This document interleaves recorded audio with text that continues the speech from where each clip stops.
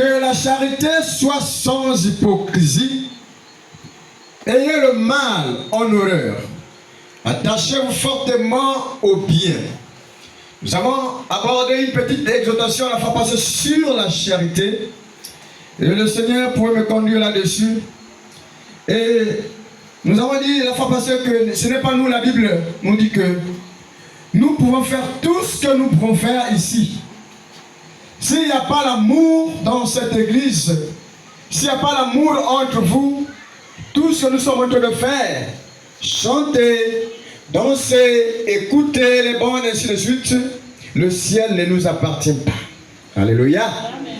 Et d'où vient la nécessité de mettre cela en pratique? Verset 10. Par amour fraternel, soyez pleins d'affection les uns pour les autres. Alléluia. Par l'honneur, usez des prévenances réciproques. Ayez du zèle et non de la paresse.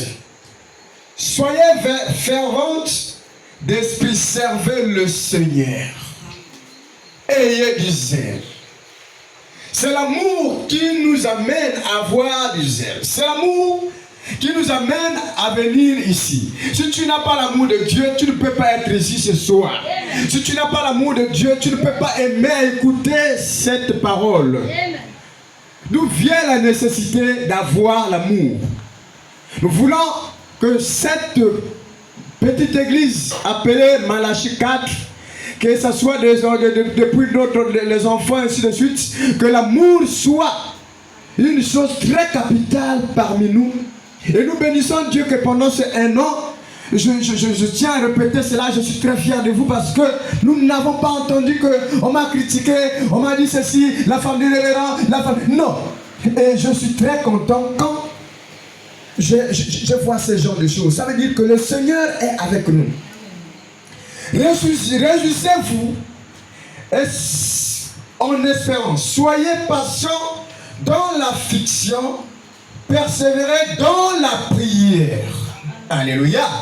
C'est ce que nous allons faire ce soir. Nous allons prier. L'amour nous amène à prier les uns et les autres. Amen.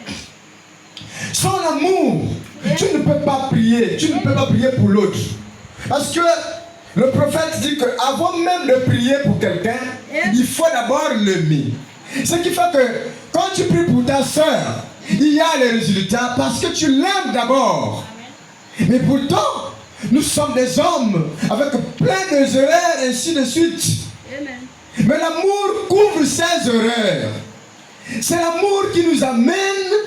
Regardez, quand l'amour se manifeste entre nous, c'est que peu importe la situation que tu as, peu importe le problème que tu as, si tu vois l'amour envers la sœur, je vous assure qu'il y a une force en toi.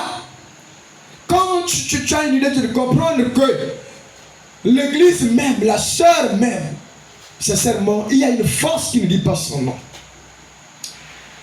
Vous voyez aux besoins de saints, exercer l'hospitalité.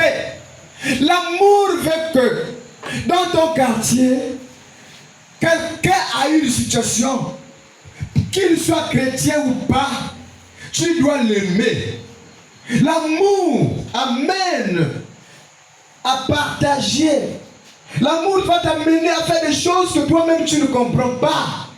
L'amour va t'amener même à mourir de faim et prendre ce que tu as dans ta cuisine, donner à ton voisin, donner à quelqu'un qui souffre. C'est l'amour qui t'amène à faire ça. C'est l'amour qui t'amène quand tu arrives. Quelqu'un arrive chez toi, c'est que quand tu n'as rien, regarde combien de fois tu commences à te balbutier. Qu'est-ce qu'il faut faire là?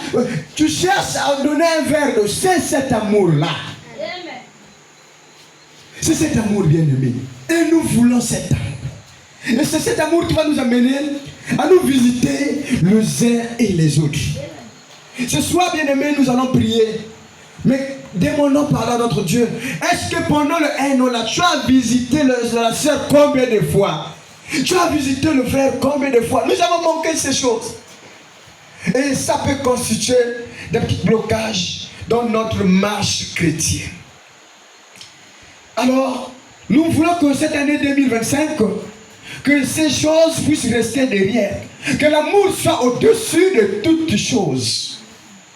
Bénissez ceux qui vous persécutent. Bénissez et ne maudissez pas.